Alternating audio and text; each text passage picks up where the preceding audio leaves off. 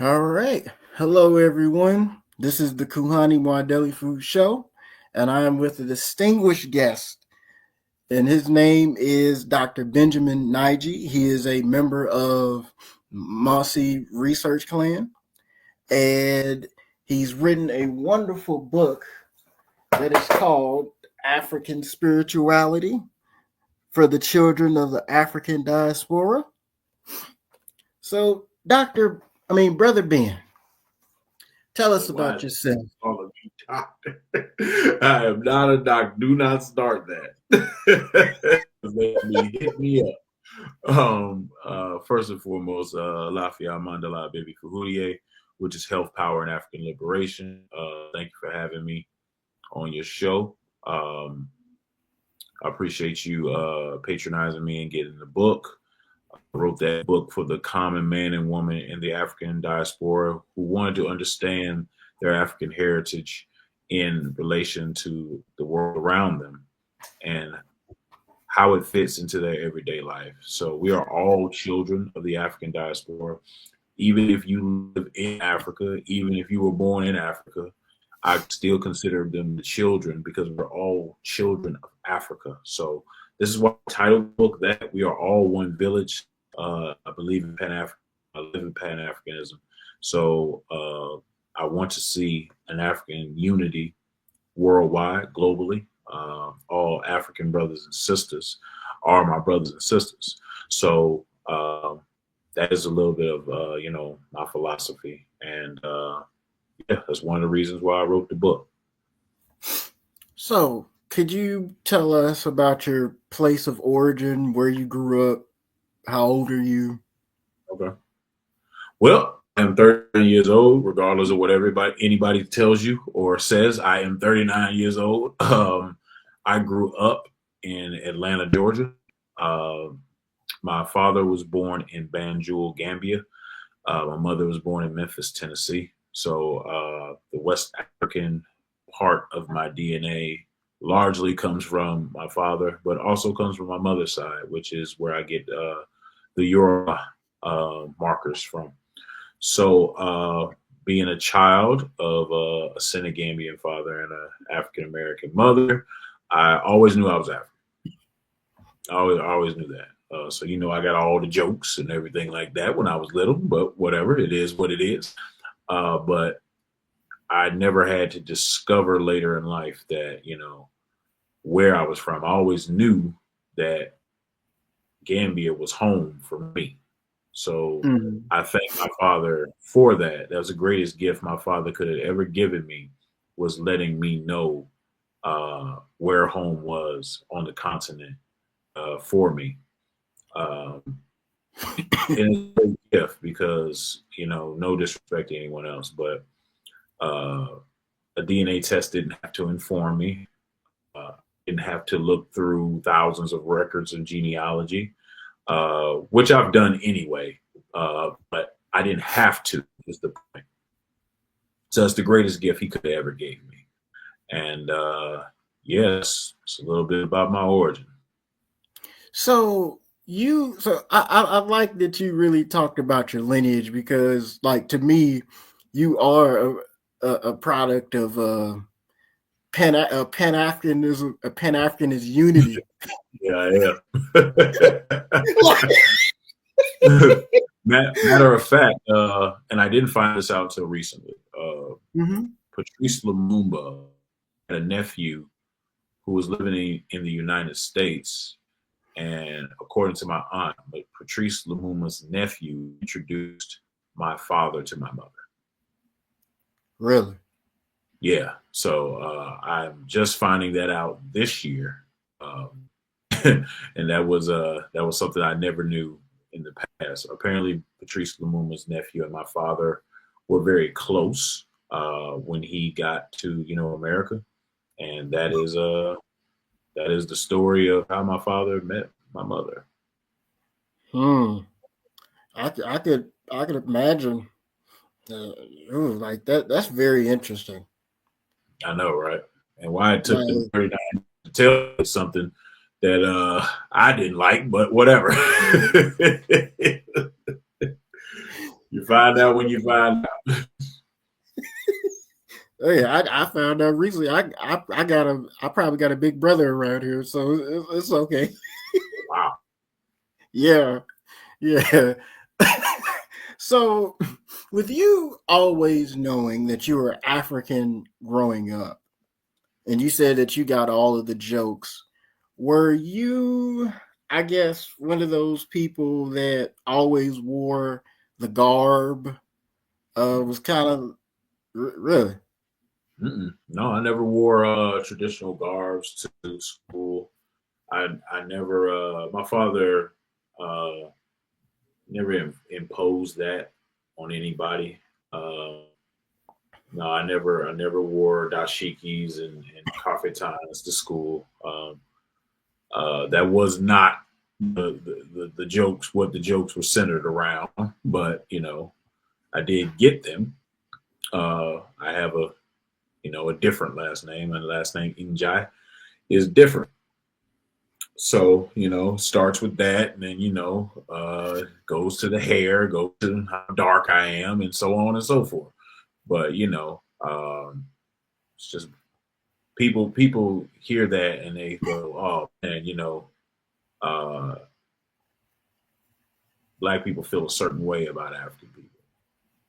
Well, Africans, we do that the same. We do that to ourselves. We're just a joking code. Like you gonna get joked. I don't care if you're in America. I don't care if you're in Africa. You go get joked. My name specifically gets. We have a sibling rivalry with people with the last name Jope. So you probably know Jope as we say it in Shake. America, but it's actually Jope. Jope is from the Jope. It's like a tribe. So they have their own totems in Senegambian and Serer and Wolof culture. Injais have their own totems in Senegambian, Wolof, and Serer culture. So we have a little bit of a sibling rivalry between the two. So if a Jope sees an Injai coming into a party, he's going to say, "Oh my God, Injai here! Hide all the food." Really? Yeah, and if you say something silly or what we term stupid around an Injai, he was like, "Stop acting like a joke." So you gonna get joked. It don't matter where you at. You go get joked. It's just a thing that we have. No, that's interesting. That's interesting. You all are cousins, right? Basically, like. Yeah, yeah, the same people, man. Same. We're both Senegambians, just different tribes, different totems. But yeah, you can look at it like cousins or just people that have a different not really a different cultural identity, but a different tribal identity, different ethnic groups, so to speak, as in our social groups are different. But that's it. They speak Wolof, we speak Wolof. Wow, that's interesting. That's very interesting. So, I want to ask you this question. So, what made you? What is your you're a religious um leader of African spirituality, right? So the system I practice is called Isheshe. It is from southwestern Nigeria. It is an Orisha-based spiritual system. The reason why I went in that direction was I read a book a long time ago, a book I don't recommend, but it did get me interested. When I finished this book called Way of Ifa, I was curious to know about the Orishas in my life, and I met a what's called an Araba. Araba is a chief priest of Ifa. So this particular gentleman was the chief priest of Ifa for the United States and Puerto Rico. He was given this title by the Araba Agbaye out of Ile Ife, which all that basically means he was the chief priest of Ifa out of Ile-Ife in Nigeria. Ile-Ife is like the holy city for Yoruba people. So his title was very significant. Upon meeting this guy, he looked a lot like my father. So we kind of built a bond on that. And he was the one that eventually initiated me to Ifa, eventually initiated me to Ogun, and gave me my first kind of things in this tradition. And that is, the path I choose to take. I now am recognized, years later as an Ogun priest. That is my Ogun name that you see on the screen, Ogun Jimi. That is something I worked to obtain. I am recognized by my Egbe, which means society, by my society as an Ogun priest. And that is one of the paths I walk. I also am initiated to Ifa. So I'm what they call an Omo Awo in Ifa, which is like a child of secrets or a child in knowledge in Ifa. So I'm, taking my steps in Ifa to become what a lot of people know as a Awo or Babalawo. That's the goal. But I'm taking my steps, learning my lessons to become that. So I want to kind of get into your book for a second, right?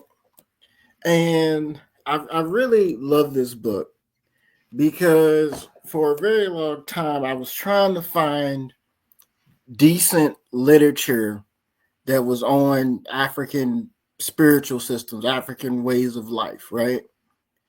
And I kept coming across stuff that could, sound con artist, kind of, you get what I'm talking about? Like, it's just more like exploiting, like I'm going to, and I know like me and you were talking, I was like, you got any like literature? And he was like, I got my book right here.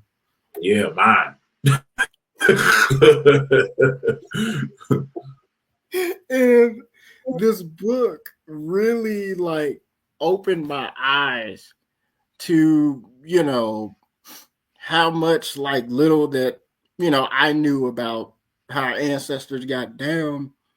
And I like how you wrote it to where it's like really like surface level. It's really like beginners. Like I kind of thought at first that this was going to be something that was going to be so advanced to where I wouldn't be able to understand it. But then, as I read through it, I'm like, you could give this book to anybody. That was the goal. That was the goal. I wanted the common person to be able to digest the information. So when you see the cover of all the children in the tribe around this deity, around this figure, symbolically, you all are the people. I'm in the middle, instructing. But you see that those are children. So it's not for someone super advanced or, the children. So anybody should be able to digest information that I'm giving out. That's the goal, because I could have made it super technical, put a bunch of words in there that nobody understood, and I would have been 100% right in my analysis, but it's not enough to be right. In this culture, in this war we're fighting for the hearts and minds of our people, we have to be effective. Say the last part again. Right, you have to be effective. So right has to take a back seat to efficiency. You have to put it in a manner in which people can understand what you're saying. So that was the biggest thing I wanted. I wanted people to digest the information and it to be palatable to the common brothers to picking up this book. And I liked how that you wrote in the book how you talked about how you really like exposed like the new age spirituality, and then how people who are trying to especially black folk, I'm talking about black folk, but especially like black folk who are trying to find what African spirituality is, but they're like mixing it with Indian like spiritual system. And you say in the book, like, no, that's not it. We gotta draw out the, Kundalini, that's Hindu. That that's not African. Origins are very important. And for some reason, a lot of people look at the origins of things they just kind of pick up because of what they've heard. And, what you heard can be very dangerous. It can lead you to something that you didn't even want to practice. Somebody told you this came from Egypt, so you started doing it. And then years later, you find out it ain't got nothing to do with Egypt. It ain't got nothing to do with Africa at all. It's just something that people just kind of start saying, and they didn't do the homework, the proper analysis to know where it came from. So New Age spirituality, which is very popular. You'll find it in every bookstore, every big bookstore, whether it be Barnes and Nobles, Borders, or wherever. You'll find a section on New Age spirituality. And there's a bunch of different New Age spirituality things, from crystals to tarot cards to sage to waist beads to all types of things that New Age spirituality promotes, and that's their thing. And a lot of people flock to this stuff because it's popular. A lot of people talk about it. A lot of people sell you things about it, but nobody really asks where these things come from. And in that community, in large portions, prey on our ignorance. So they'll have a deck of tarot cards and they're saying, this is tarot cards and I do tarot divination. They'll say, yeah, these are Orisha tarot cards. And people will go, oh, wow, I can find out what Oshun's saying to me through these cards. They'll be like, yes, sure can. And they'll start doing anything with the cards. And unfortunately, some of these people pick up that as a trade. And then they run into somebody like me. And unfortunately, I have to tell you that Oshun doesn't speak through tarot cards. She speaks through power shells. She has her own system. Why would you try to talk to her through this? And so it becomes, people get real defensive. They get real upset. And I understand that you've invested your time, but you have to learn how to, have discernment and do your own research when people tell you things. When people tell you something comes from Africa, it should be very easy to find, because the traditions in which they're pulling from are still alive. They're still here. So if you want to know something about Ogun, if you want to know something about Shango, if you want to know something about Anasi, if you want to know something about the Abuzum, if you want to know something about the Alusi, if you want to know something about these deities, the various deities of West Africa, the people are still there. This shouldn't be hard to find. If you Googling things all night, you ain't find nothing. And when you find something, they don't say nothing about Africa. The sources don't say nothing about Africa. Maybe you should question it. You should start to question, well, who told me it was from Africa again? And you got to do that homework if it's important to you, because a lot of people, I find out it is important to them, but they just kind of got duped.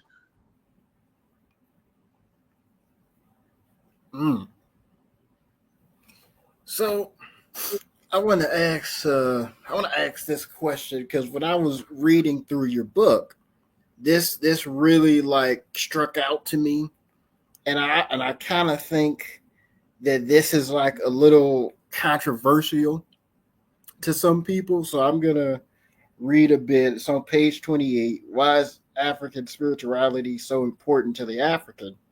And you say that Kimoyo is the essence of African people globally. It's a part of our culture and gives us our lens, which we look through to interpret reality. Culture is the arts and other manifestations of human intellectual achievement regarded collectively. Culture is our fence, and it keeps out foreign influences that are a detriment to African people. Um, Culture gives us the ability to process information. Culture cannot exist outside of ourselves. It is in our minds, but expressed through Kimoyo, arts, songs, poetry, proverbs, language, and more. So, you know, so I have to ask, why do you think that it is important for people of African descent to try to go back to our spiritual roots? Like, why, like me being an African American, I come from the African American church, AME, you know, Mhm. why, why, I mean, I have Jesus, I don't like, I have Jesus. Why do I have to go back to what my ancestors did, thousands of years ago? Why do I have to, you know, why is it important? Well, first, I want to pay homage to the great Marimba Ani, who first taught me that culture is our fence and a way to keep out foreign invaders and a way to dispel so many hardships in life because that fence protects members. Um, African spirituality, which I affectionately name Kimoyo in the book, which is a word that came from Dr. Fukiao in his text from Central Africa. Kimoyo is a part of our culture. And culture, like I said, gives you the lens of how you see the world, how you interpret reality.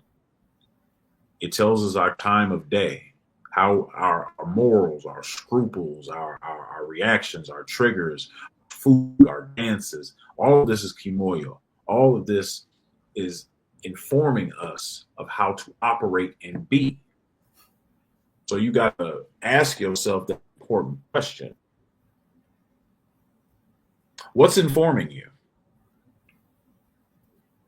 if it's not your original culture? If it's a culture that's been imposed on you, if it's a culture that was forced on you, that was beaten into you, that was the culture that ripped away your ancestors, killed them, why would you want to follow that culture? And what is that culture training you to be? Is it training you to be something progressive for your family, for your people? Or is it training you to be just like the savages they want you to be? See, we can't have it both ways. We complain a lot about the things that happen to African people in America. We complain about the police. We complain about education. We complain about the jobs. We complain about, the racism, white supremacy. We complain about, how this government treats African people. And these are valid complaints. But some of these complaints we can minimize if we lived our own culture and we went back to the concept that we had of community. And we had things like susus. A lot of people don't even know what a susu is. A susu, where we come up with money collectively to fund different projects and families. These are things that we can do, and we don't need anybody to do them for us. But we depend on the same system that we complain about. So we complain about the church and the money that they make, and it's tax free.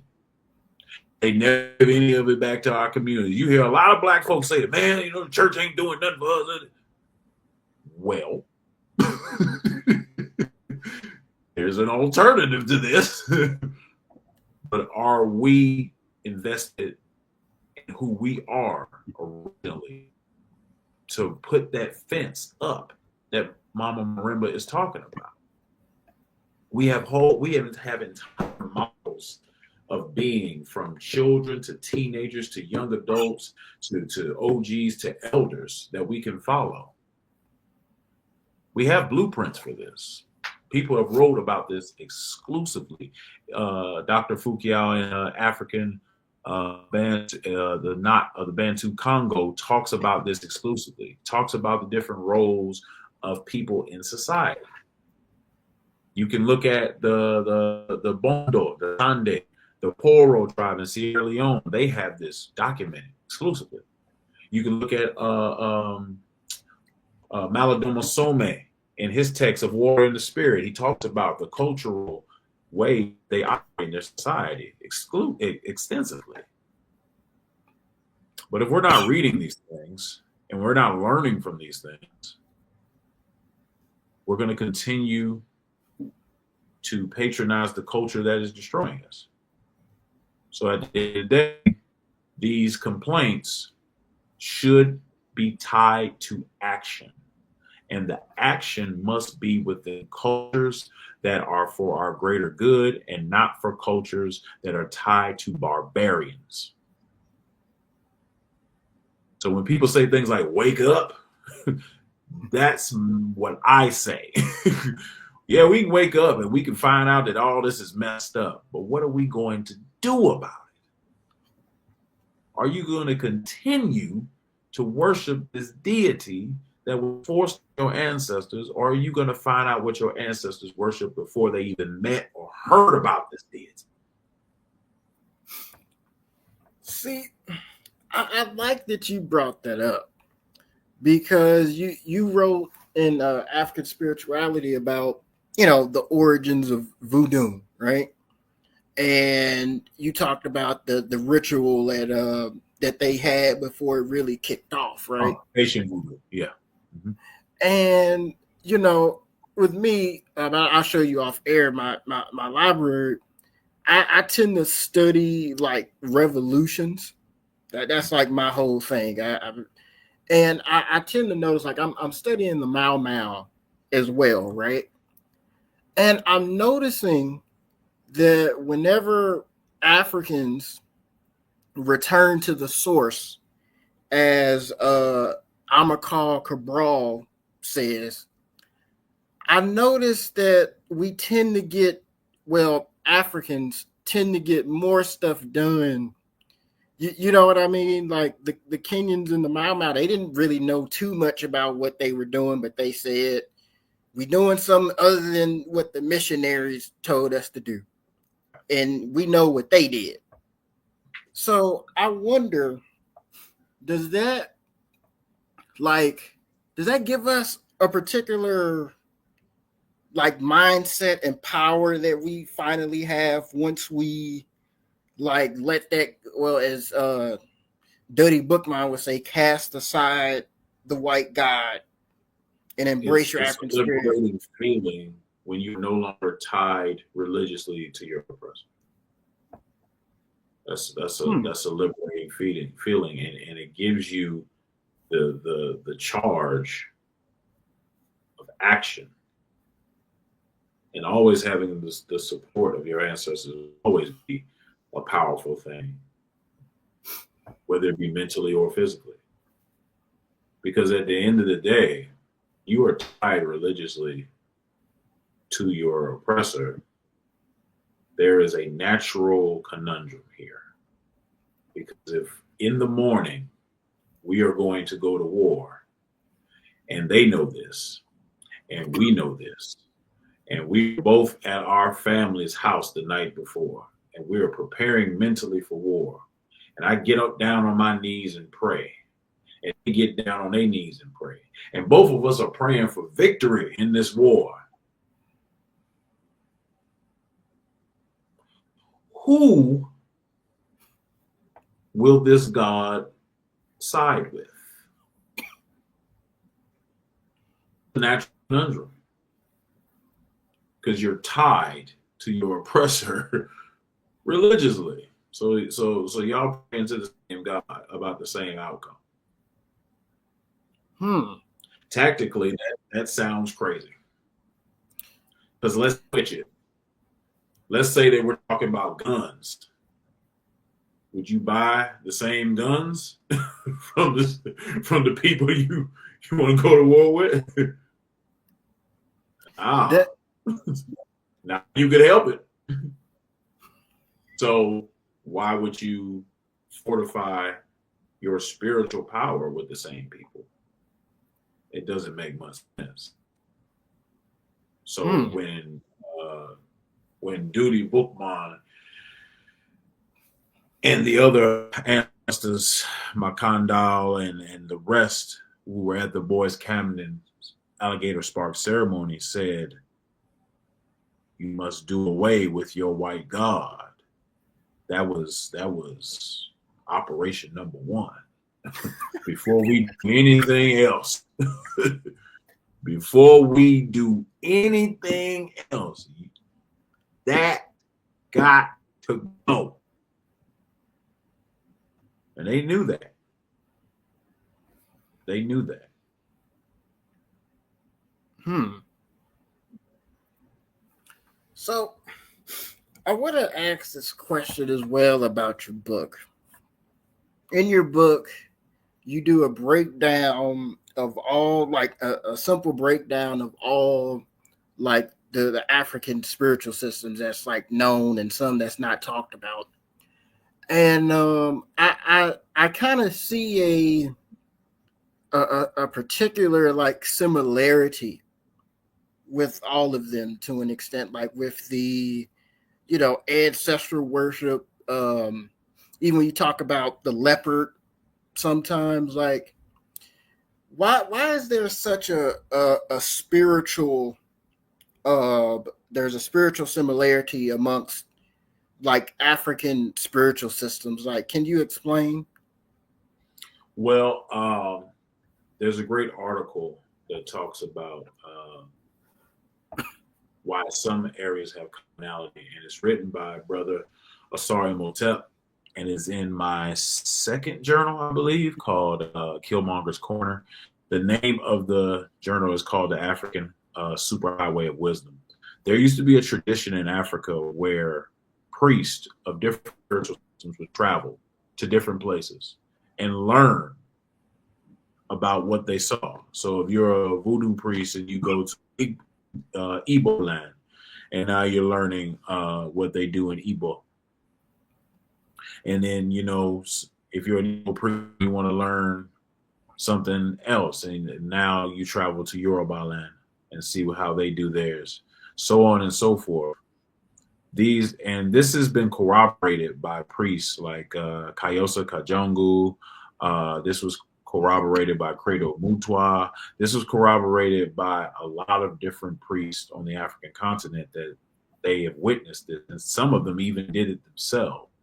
So this commonality is spread throughout the continent because of expeditions like that.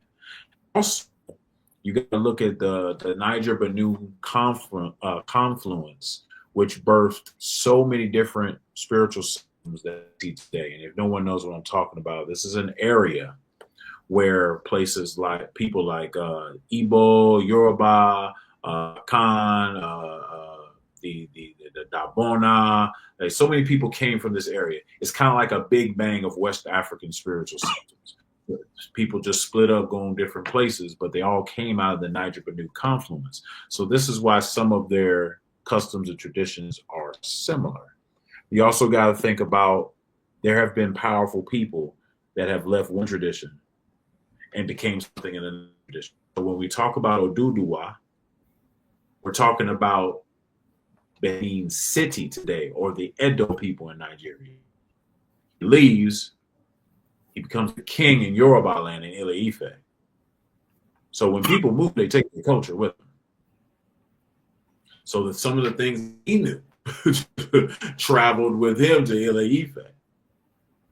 So we have to look at things like this. And when you study Africa, you'll start to see how kingdoms are formed. It's not just a linear people decided to have a kingdom one day. No, these are almost always different African tribes that came together to make an empire. So all those tribes have different customs and traditions. So you start to see how people start learning from each other, and then this become, a system. But the system is not so much like the other system that they had before, because people remember that system. So when you start to travel, you start seeing the same things. These are some of the explanations of why this is so. Because African people travel. African people are judged off of knowledge. If you are a priest, if you're a medicine man, a healer, if you're any type of these titles, you're judged off your knowledge. How much do you know? And they would go other places, seek other knowledge. When I went to Gambia, I saw Sierra Leonean masquerades. I saw Yoruba masquerades in their museums. And I knew they were Yoruba masquerades. I knew they were Sierra Leone masquerades. My question was, how did it get here? And when I read the story, there was a point where these people came through Gambia. And when they came through, they intermingled. They learned different things to the point where masquerades were exchanged. So when you look in Sierra Leone, they have a Yoruba masquerade. They have a Yoruba hunting masquerade. And when you look at Yoruba, they have the Sierra Leone hunting masquerade. And how did it get there? It's exchange of information. It's like a guy told me once. Africa don't know electric fences. People travel through these current, what we call lines of demarcation. They weren't always there. Some of these places were the same place at one point. So when you talk about Gambia and you talk about Senegal, which are two different countries today, they weren't always like that. The Sahara Empire encompasses Senegal and Gambia. If you look at the Ashanti Empire, it ain't just Ghana. Go back and look at what it covered. If you look at the Mali Empire, it wasn't just present-day Mali. There's a lot of, and it covered. Shoot, even ancient Egypt. It ain't just what the Egypt we see today. It would spill into Sudan today. But, all of these reasons are some of the reasons why our cultures are so similar. Even a lot of people, and I bring this up about Egypt, a lot of people on, Black YouTube, they don't like to bring this up. But I remember I read an account where I think it was Herodotus, where he traveled to Egypt and he asked the Egyptians, where did you come from? And he said an Egyptian told him that we got our culture and things of that nature from the what do you say, we got it from the Ethiopians. Like that's where we get our culture and things from. And so that's very interesting. So you said that like the griots, the priests would travel to learn about different people and different cultures. Even Basil Davidson talks about in Black Mother how even when there were like wars and skirmishes where people were like captured from over here, that's the only way you learn. He said you don't just kill captives; they become a part of our societies. Right. He said you never lost your identity or anything. Yeah, so now you learn the new stuff and you got the old stuff, and then you might teach somebody about what you used to do, and so it's this exchange of information even through conflict. A perfect example of this is Shango. When he was a king, he was sent with Muslims. It was kind of like a peace treaty situation. He was sent to live with Muslims. So he noticed when he was living with Muslims, every Friday, they turn up. We know this is Juma today. So when Shango was called back to be the king of Oyo, he was never a Muslim, but he was like, you know what? I think we should turn up every Friday too with our stuff. So today that's known as Sweet Friday. And nobody knew it was from the influence that he saw. They just do all of the rituals on that day. So Sweet Friday, they pay homage to Shango, they pay homage to Oya, they dance, they sing, the Shango masquerades come out, the thunderstones might get collected, all that happens, all Yoruba culture. But he got the idea from watching somebody else. He just never brought the Islam part. He's like, you know what, we can do our stuff. What about our stuff? That's a good idea. And people don't know that to this day. They be like, oh, I don't know where Sweet Friday came from. It came from that. Yeah, you even say in your book that a lot of Black folk, we do things without even really do things culturally. Yeah, no idea how African we are. We want to get away from that so bad, some of us. And that's why I did it. That's why that's my longest chapter. Because I want people to see all of these things that you think are static, that you think don't matter, that you think they're things that you just say, that you think there's just some grandma said, you think that just some grandpa just did. Most of these things have an African root. You just remember it because the people that were around to teach you, they're no longer with us. And during that time of turmoil, you never knew who was going to die when. So a lot of that stuff being taught the origins of, but we still did it. I ask people, how many people's houses you've been to, like back in the day, they used to have those blue bottles on trees. The ding, ding, ding, yeah, when you open the door. And you'd be like, what? Why they put these blue bottles on trees? Why is this porch painted blue? Why are they doing all this? Man, that's hoodoo. What? They trying to keep the what they call haints away, the spirits. That color blue was said to keep them away. But a lot of people just do that and they don't know why. That's not by coincidence. They do that. My uncle told me a story a long time ago about one of his uncles who passed on. He was like a Black Vietnam War vet, right? Okay. And he suffered from like terrible PTSD or whatever, right? And he told me a story how whenever he went over his house, he used to kick the door in. And he'd be like, is there some haints in here? He's like, what? All right. And he just shut the door.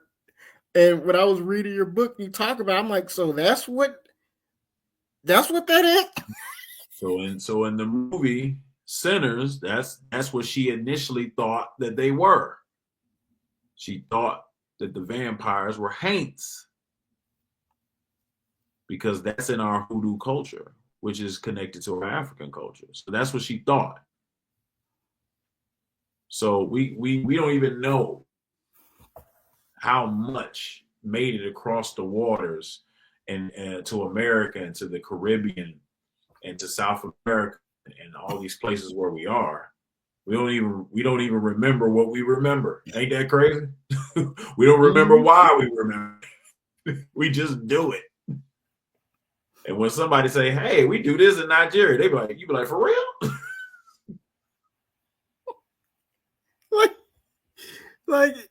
like even I'll give another one. Have you ever seen that movie Coolie High? Long time ago. Remember when they was all drinking wine and Coach East was like, for the ones who ain't here? Yes, libations. We do this all the time. I didn't even know that. That's what out for dead homies. Where y'all think that comes from? That's our practice. That's our practice. We pour what we call OD in Yoruba. We pour it out, pour it into Mother Earth. Because what people don't realize is the amount of Nigerian DNA that we have as African Americans today in 2025 is substantial. It's higher than any other ethnic group on average. So in the Yoruba tradition, the ancestors ain't in the sky. The ancestors ain't floating around. The ancestors ain't just in our minds. The ancestors, along with certain deities, are in the earth. Yeah. So why are we pouring these drinks now? For the dead homies. Yeah, you get it now, right? Yeah, like white people. We don't they remember even why do we that. do it. We don't remember why we do that. That's why I say these cultures are still alive. Go see why you do certain things. Because they're with Mother Earth now. The old room, one of them, which some people call heaven, I call the ancestor realm. One of them is in the earth, which is why we pay homage to the earth. We pour alcohol to the earth. When one passes away and we don't have the appropriate shrine to appropriate them or appease them, we give it to the earth. So we still do these type of things. We just don't remember why we do them. But through study, you'll start to figure out why.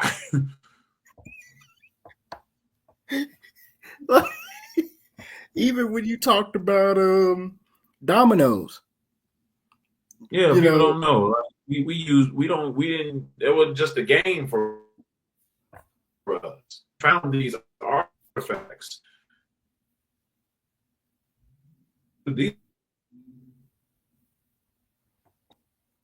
These were nation tools. These were communication tools. They were so many different things than just a game. They were things we used. We drew symbols on things. Like we had to communicate in an era of high terrorism. So we got very creative. You'll see Dikinga symbols in churches from the Congo. You'll see a lot of these things. You mentioned AME church, the AME church. One of their first symbols is an anvil. And you're like, why did they have an anvil? What could that have been? They had Ogun in the church. In the church. And people go, oh no, that couldn't have been. What else a blacksmith with an anvil? Show me that in the Bible. Where is it that important that you need to put it on the symbol of your church? You ain't gonna find it. You ain't gonna find it in Africa. You ain't gonna find it with King James. You ain't gonna find it. They put it right on the front, an anvil. See, we didn't have that identity crisis during that era, so people knew they were African. Even in the church, they knew it was African. A lot of hoodoo was in the church too. But as time goes on, and people kind of things change. People kind of lose their way, but that was what we did. Ring shouting and all types of things in the church. Call to response. Matter call and response songs. I tell people all the time, the reason the Black church looks the way it does and why it don't look like no other church is because of the spiritual component. because we still do some of the same things. You can go to all them other churches all you want. You ain't gonna see nobody catching no Holy Ghost and dancing around and ring out. And you ain't gonna see it. You ain't gonna see it because the spiritual component that they have is different from ours. We're still trying to tap into our spirit unbeknownst to us. We're still trying to get back to the source. Yeah. Even we just don't know. We just don't know that these are common things in our tradition. You call it catching the Holy Ghost. It's called mounting or question. In Isheshe, it's a common thing, just like it's common in the church. We just don't know our customs and traditions, so the idea seems foreign to us. But we've been practicing all this time without even knowing. Yeah. Even to go with you talk about the spiritual component. One of my professors, he got like a PhD in communications, right? Okay. And he told me when he got his communications studies, people that are like really good at that have gotten to the point to where they could like break down the different cultural nuances of like Asian people, African people, European people. And he told me that like African people, and I'm just paraphrasing, he broke it down a certain way, but African people, like, we're very, like, we like to, like, talk with our bodies a lot, and Asian people, they're kind of like a little quiet, a little, but he said, African people like to, talk with their bodies. We're very, you know what I mean? We're animated people. The spirit moves through us in this manner. What we would call the ashe moves through us in a certain rhythmic manner. So that's why the drum is so important.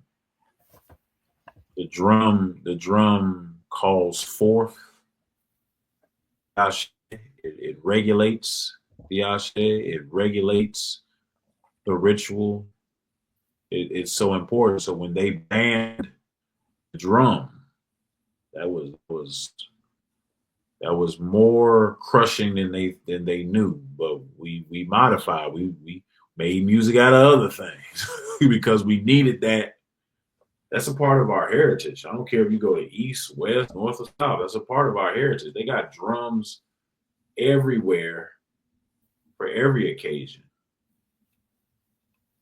It's just African people, man. When I went to South Africa, they was drumming. When I went to West Africa, they was drumming. I went to East Africa, they was drumming. They was drumming. They gonna drum. It's just what's gonna happen.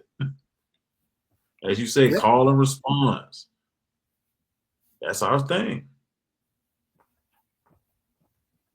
It really is our thing. Like, even when you talk about the drum, right? Because recently, like, I studied like Brazil a little, right? The slave culture in Brazil, and I know a few Afro Brazilians as well that like do capoeira. And when I was like studying about Brazil, like the history of Brazil, right? They a lot of the historians have concluded that the majority of the Africans that were like taken and brought to Brazil, they were like from Luanda, right? And that's like a place in Nigeria. And when you like, so a lot of the Afro Brazilians are Nigerian. And also when you kind of deal with the Catholics, right? Because they're a different type of slave master. They let the Africans over in Brazil keep their drums. Like, I only know how to play one instrument, and that's the atabaki, and that's the drum that you see that's in the holder, and that's a big part of Afro Brazilian culture is learning how to play that, atabaki if you do capoeira. Yeah, capoeira is it's a beautiful art. especially if you look at its origins in like Angola. It's a beautiful thing. You know, Brazil gets a lot of credit for capoeira, as it should. But Angola is the source, so to speak. It has an African source, um, and a lot of people leave that out. Yep. There's even a book that I have on it, and it was published by Ruffledge. The author tries to leave that part out too, which is just it's disgusting. But like it's very like it's just interesting how we just do stuff just off the strength, you know. Yeah. And I want to ask this question as well, because I've heard and I know you've heard this argument that I'm about to ask you, but is it true that when we like look at African spirituality in terms of ancestor worship and things of that nature, that like our ancestors never believed that Ogun or any of the pantheon are actually like real deities. These are focal points. These are like avatars of nature in a sense, but these are like that's why you see some people they'll like make a I don't know like a funerary shrine just to tell themselves like that my dad's gone but I still have some of his things and I'll talk to him this way. So where did Africans like see these things and deities as real or were they just psychological focal points like People that come up with these questions, they should talk to someone. And what I mean by that is we have a lot of people in the community that suffer from like religious PTSD. They've been burned so bad by Islam. They've been burned so bad by Christianity. Been burned so bad by Judaism that everything is fake to them. These African people couldn't have believed in this stuff, and it's all just in the mind. And it's so it's so such a cheap question, not from you, but from these people, because we don't have enough credit hours in this tradition to question what these people believe in. You don't. Because when you read what they wrote themselves, what they experienced themselves, what they asked for, what they prayed for, what their prayers say, what their stories say, what their proverbs say, what their songs say,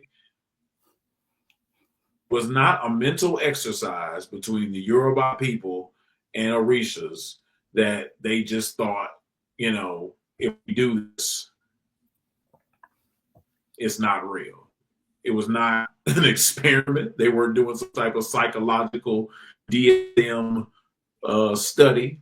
No, these are our deities. We call upon them. We call upon them for wealth. We call upon them for health. We call upon them for victory. We call upon them to end famine and struggle and strife and fires and loss and injury and imprisonment, and we call upon them to negate these things. We call upon them for all the blessings of longevity and money and children.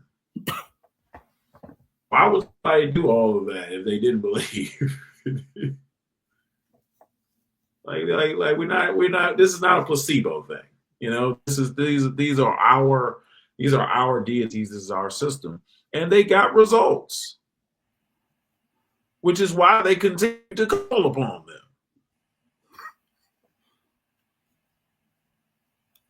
Like I like you when you see somebody ask a question like that, you're dealing with somebody that's leaning towards African spirituality, but wants to control every facet of it. They want to be able to ask for what they want to be able to ask for. They want to be able to control every mechanism of this culture. And I tell them up front, you might as well just turn around. You're not in control here.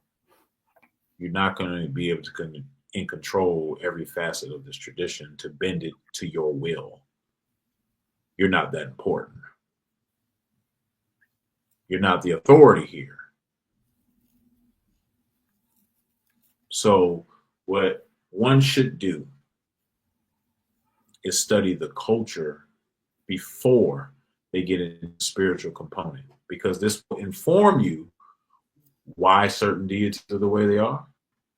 This will inform you why certain stories are the way they are, what they're modeled off, what they're actually trying to say, because some stories are coded in African spirituality. If you don't know the culture, you won't know the code. It'll just go right over your head. Man, I didn't see that. You didn't do your homework, so you didn't get it. See, so it's very intricate and interdependent, but one just can't assume something because they want it to be true.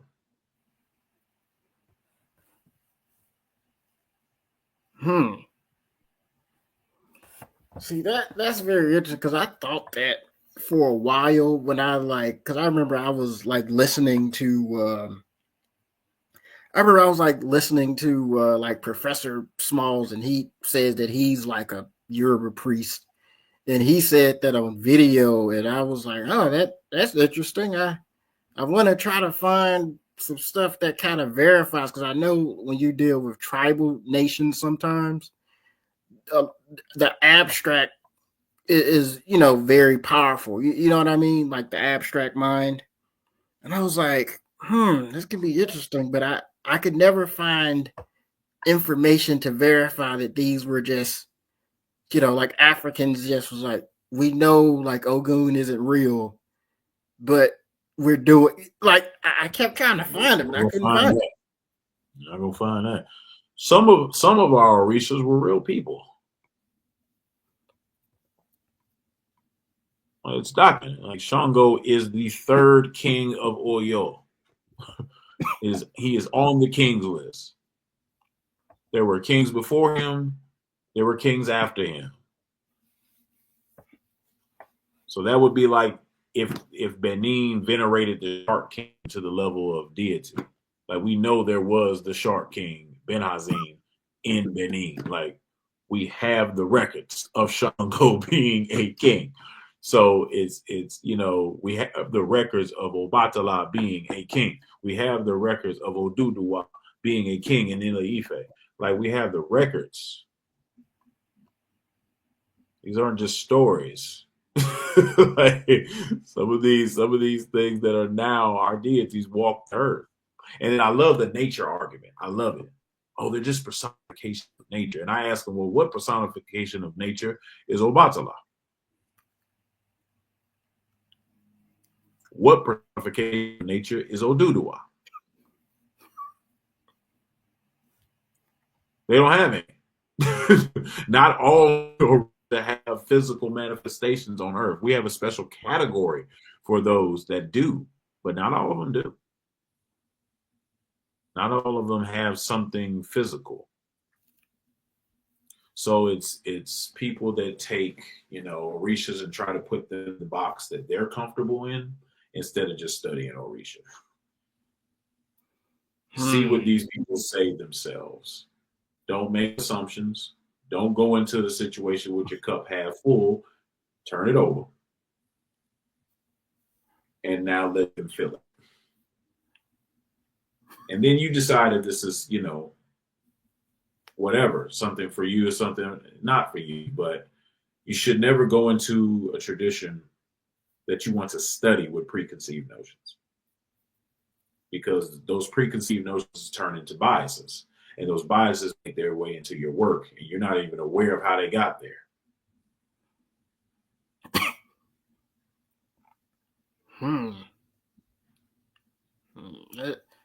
That is,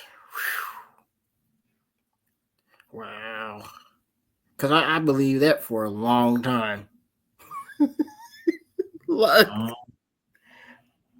Go to the Lagoon festivals, and you see a certain person get incited with the spirit of Ogun, and he's cutting himself, but he ain't bleeding. You'll change your mind. When you go to a Shango festival and you see this person incited with the spirit of Shango, he's lighting himself on fire, but he ain't burning, you'll change your mind. Like something, I'm missing something. That brother was on fire a second ago. And I know these people, like personally. I've been looking at them.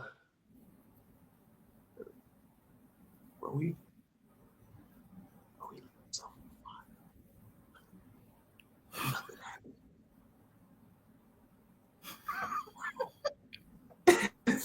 this ain't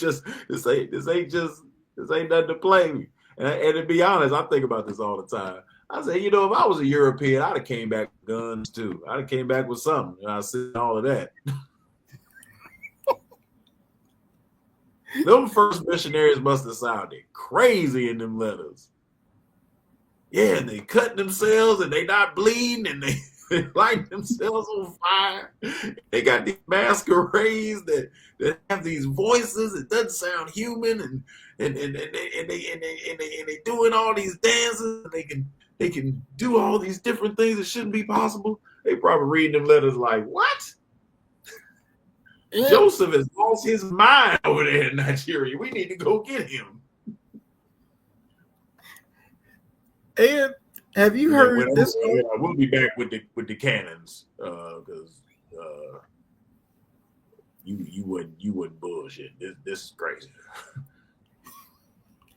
Have you heard this argument that even I'm starting to kind of find more information about this, that even Europeans took the whole Freemasonry thing when they went into Africa and they saw how there were different guilds and masonry things. They took that back and they made the Freemason.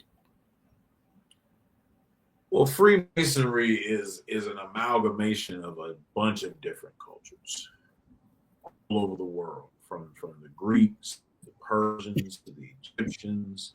There's a lot of different cultures you will find in Freemasonry. It won't be just one linear thing. They took a little piece from like what they considered to be like the best culture in the world.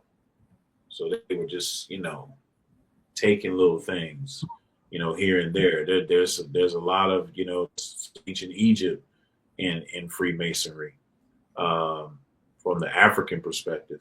But it's also, as it evolved, it started to get, more African. There was a African, Solomon, I can't remember his last name, but Anglo Solomon, that was his name. He was introducing like science, math, and African culture into the lodges, back in like the 1700s. Like he was a very popular Freemason. So as it has evolved, it's become more, different, more cultures have made it in to include African culture, but it's an amalgamation of a lot of different things. It's not just one culture. I'm talking about if a popular culture like Rome or Egypt or Greece or, you'll find some of that in Freemasonry.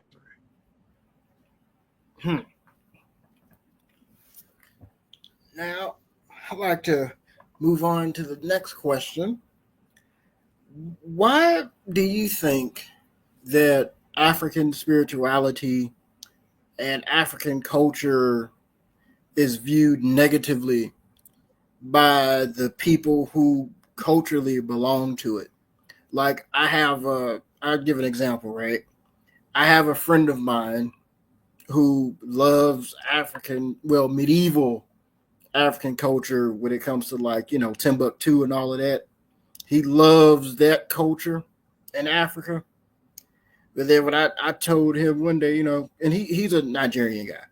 And I remember I told him one day, I was like, man, I wanna I wanna study like African spirituality the right way.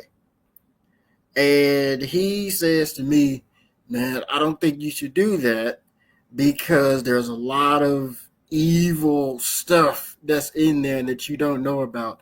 A lot of members in my family are in it, and it's evil. So, Want to watch the like, white man jump out of a foreigner? say it again. You want to watch the white man jump out of a foreigner? Ask him about African spirituality. That white man showed up, didn't he?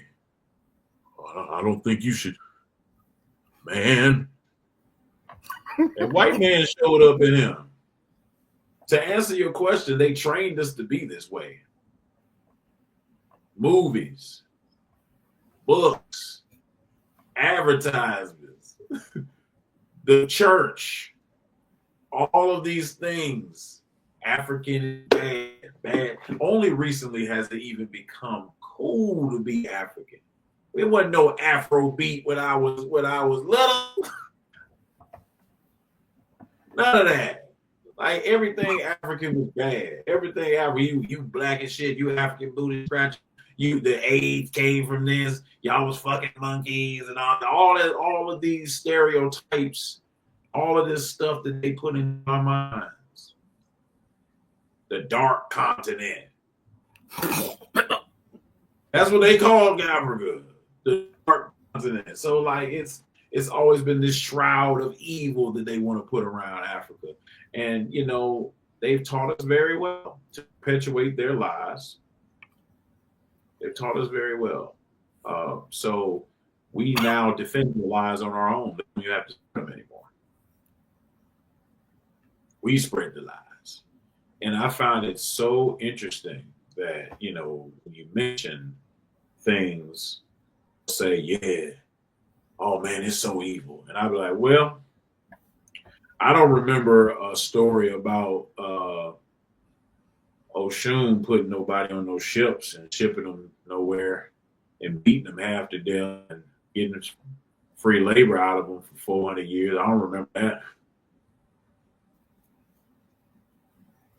If it's so evil, if it's so nasty, if it's so bad, how come what y'all gave us did us worse than anything that the Orishas could possibly come up with?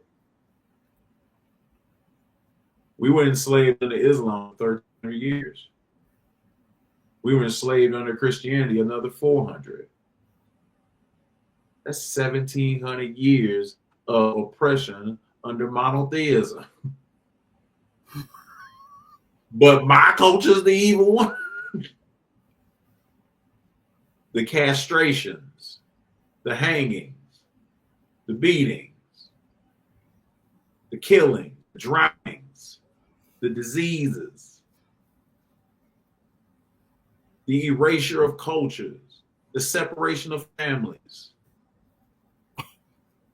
the lies to get black men hung, the bombing of our cities, the redlining. All this comes from a culture where you say in God we trust. So which is the more evil one?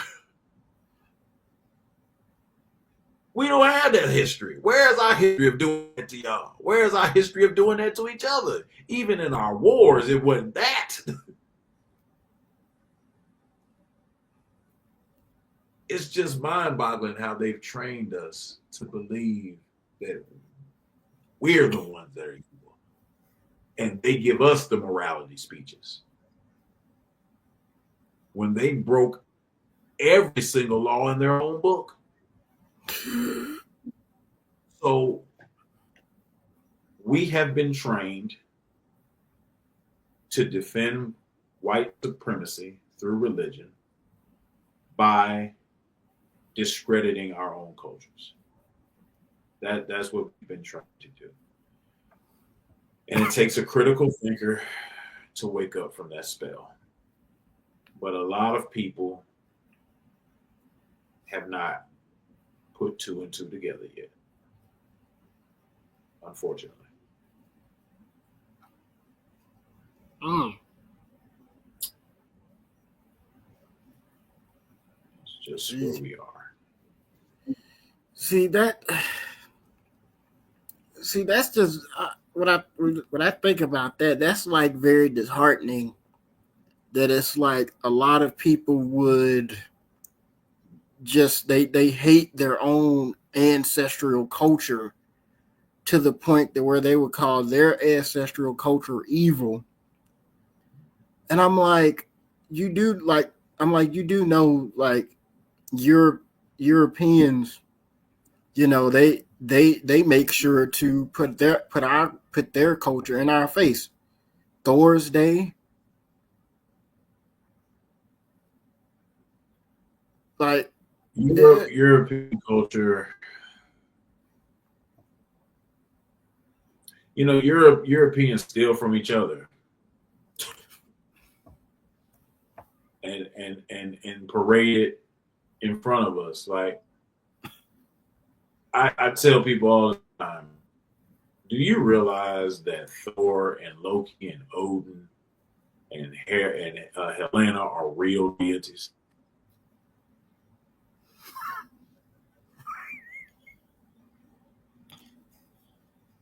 That is Norse mythology from Europe. And they stole them people's mythology and made it into a comic book, made movies, and went worldwide to where they sold merchandise, to where they introduced other characters. Like, it's a real thing. Because people think Thor is based off of Shango, which is BS. Thor was already a deity. He's a real deity.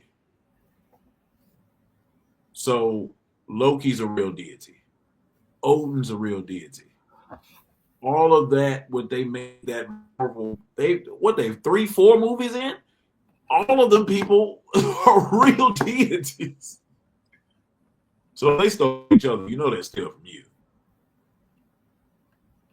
So European culture, the robbers, the barbarians, the thieves, have convinced us to buy into their morality speeches when we haven't done any of that.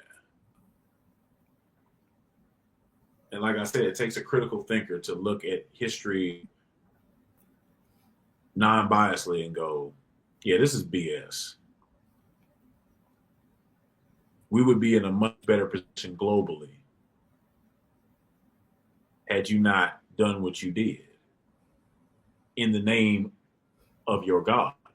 Because people try to separate slavery from the Christian religion. You can't, because we have the dumb diversus, which says when you find a nation that's not Christian, you can enslave them. That's a decree from the Catholic Church, and there's 2 of them from 2 different popes. yeah, Pope Where's our decree? one. Where's our decree? Pope Nicholas, I believe it's Pope Nicholas V, who wrote that. We don't have a decree that came that say kill all the Europeans. Like, we don't have that. They have that. So you can't separate them.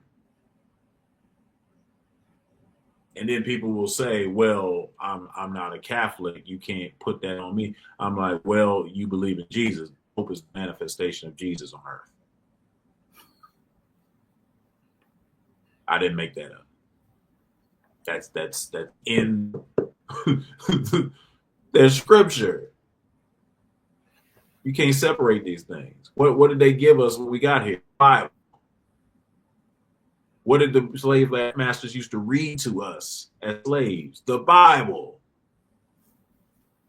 What did the Ku Klux Klan uniforms? Crosses. Like, there's no separation. We got to stop playing. I get it, black church, black excellence. Well, I get all that, but at some point, the line got to be drawn. This is why monotheism is not for me, which is why in my first book I draw a comparison of how the church treats African spirituality to the Ku Klux Klan.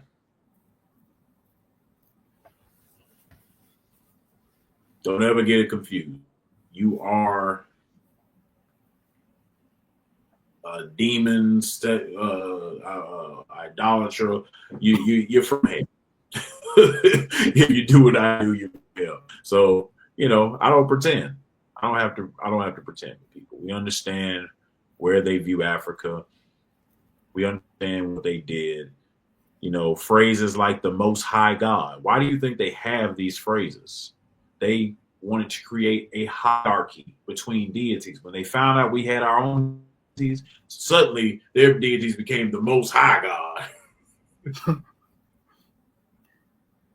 Most high away from your African ass. That's what they want. That's what they want. They exalted their deities while, he is a jealous God. That is what they told us. That's what's in the book. So it is what it is. But as an African, you got to understand all of these marketing tactics to keep you away from your culture. And it's never been a better time than right now to get back into your culture. I like how you brought up the marketing tactics, right? Because let's think about this too. I see this a lot, right, with Black scholars who we're not going to name due to, we don't want you to be too put in danger, you know what I mean?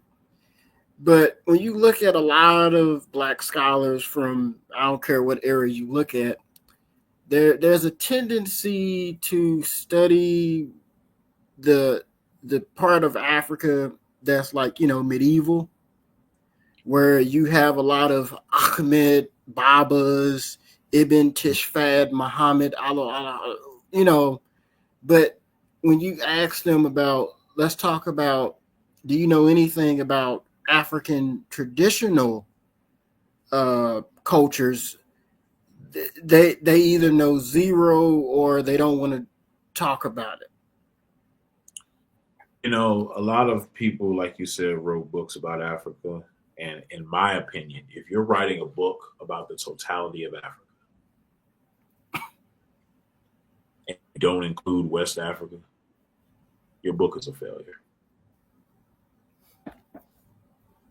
If you're writing about Africa and you don't include the traditions and cultures of Africa, and you just want to focus on the etymologies that make you comfortable, your book is a failure. I tell people this to their face because why would you leave the most important things about Africa out? Why would you leave our direct ancestors out? Why would you leave their culture out? It doesn't make sense. Some of these books, and I'm not gonna call them names, but some of these books are just books about Egypt. I'm gonna be honest. They're just books about Egypt, and they may mention another place or two. They're just really books about Egypt. It's really that bad. I've read them or read through them. And man, where is no Ghana, no Songhai, no Akan, no Yoruba, like all these tribes over here. You could name one? Dang. Not Central Africa, not South Africa. It's bad, but we're rewriting that. There's a lot of scholars that have taken the charge and made some really good material outside of myself, outside of my team. The Kofi Paitai research team is good in writing narrative about Africa in its totality. As things progress, the scholarship progress. So we're advancing the information forward. Asar Hotep, There's so many others. So I just hope that we continue to move in that direction. Baba Imhotep, uh, Siri McDougal. There's a lot of brothers and sisters out there doing anything, and I'm happy. I'm really happy as a person in my position today. And I'm gonna flex a little bit. When I came into this community, it was just Egypt. It was just Egypt. Sarmotep was writing books comparing Egypt to West Africa, comparing Egypt to Central Africa. I was the first person to steer it completely towards West Africa. I was the person talking about, the Yoruba, the Akan, Haitian voodoo, West African voodoo. I was the person who did that.